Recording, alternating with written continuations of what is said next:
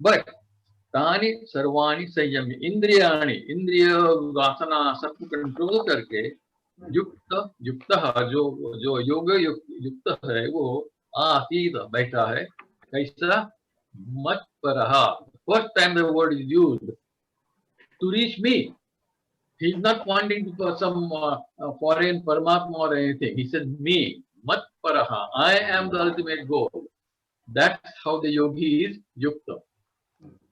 And that Matparaha is followed throughout the Gita, as you know.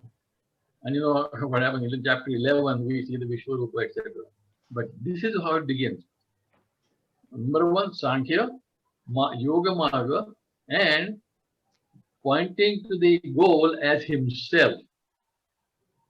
That's very important because if we have to be on this path of Yoga Marga, we have to know very specifically what the goal is. And our Sri Krishna made very clear, he is the goal. And later on, he is going to tell him, Avyaktam Vyaktimapannam, that I am this Vyakti. Only those who don't understand think I am Krishna, this person, the human. But those yogis know this body is just a body. I am the Paramatma. Param Bhavam Ajananta. मेरा परम भाव जो है परमात्मा भाव वो कुछ चंद लोग जानते हैं बाकी मूढ़ नहीं जानते.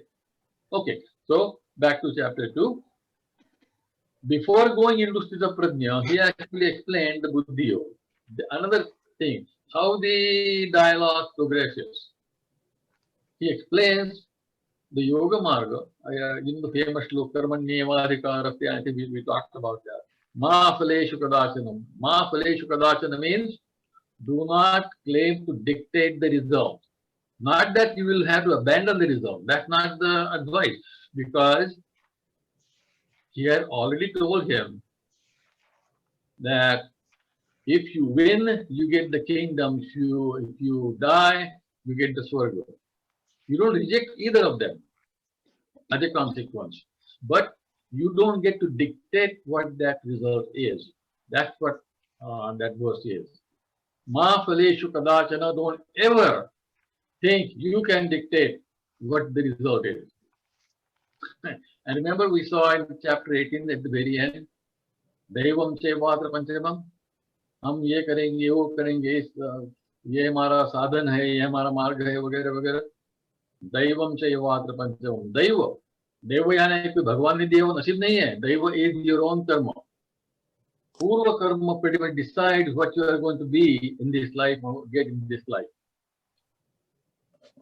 So you have to make an effort, the best effort you can, but you don't get to dictate that you'll always succeed. This is the slok number 47, which you mentioned, Karmanye Vadikaraste. And I'm just telling for everybody. Yeah, 40, one of the famous ones, 47. 47. And then he says, Buddhi Yoga, Durena Karma Buddhi Yoga. Karma, that is just doing things for the sake of doing, is just karma. बुद्धि योग से वो कम है, come by far कम है, बहुत ही कम है. क्यों? बुद्धि योग ही उस कर्म को योग बनाता है. बुद्धि योग keeps you on the path, therefore that karma becomes karma on the yoga marga.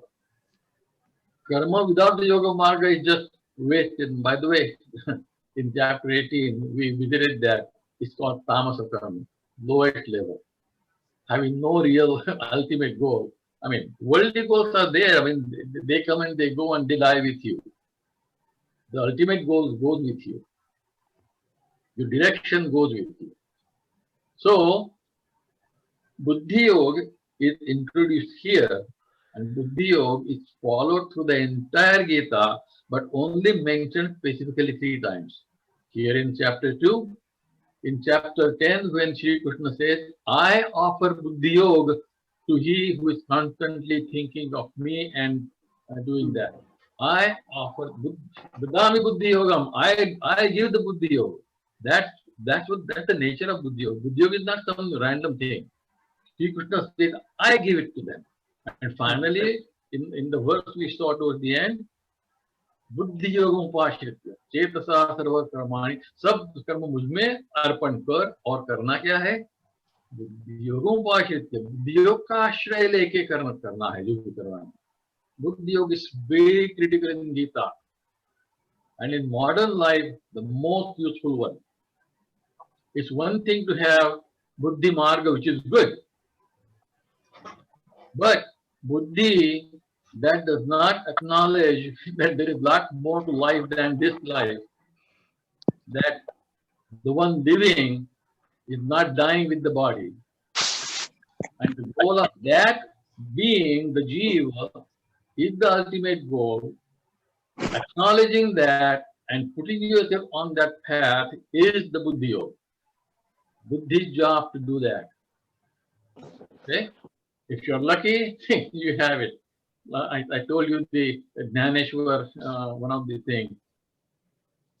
Kaustugh bhai, can I ask you, I know you remember the shloks. What shlok was the Buddhi Yoga in chapter 10 and 18?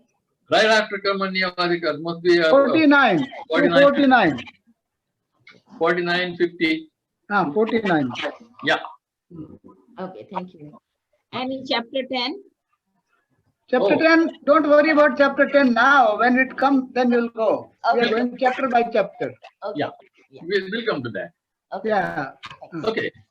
So, we are thinking about what it is for us. And I always say, read the Gita with total selfishness, complete selfishness.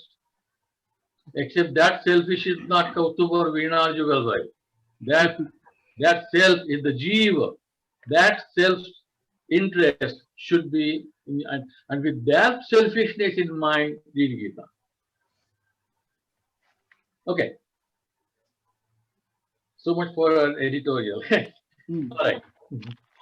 So, after the Buddhi Yoga, Arjun obviously asked the question, स्थिर प्रज्ञ से क्या भाषा, स्थिर प्रज्ञ कैसा होता है क्या ये? उसकी बुद्धि स्थिर हो गई है योग मार्ग में. So we have the answer, and that's when he uses the word matparaha. Goal ultimately is not just some other random place, but himself. He is the Paramatma, he is the universe, and he is the goal. He starts with the word matparaha here, and entire Gita, again and again, we are going to see mat karmakun, mat paramo, mat bhaktaha, etc. All those words, they are meant to be in the same direction. He says, I am it. You want to reach me. Okay. So after hearing the thing about Chita Prajna and Buddhi and all that, Arjun would ask, so if Buddhi is too important, why are you asking me to fight this war? I want to follow my Buddhi, leave this war and do something else. And obviously, that's what not Buddhi Yoga is. So, he start the Karma Yoga discussion. And that's when he says, Sankhya and Yoga are the two nisthas.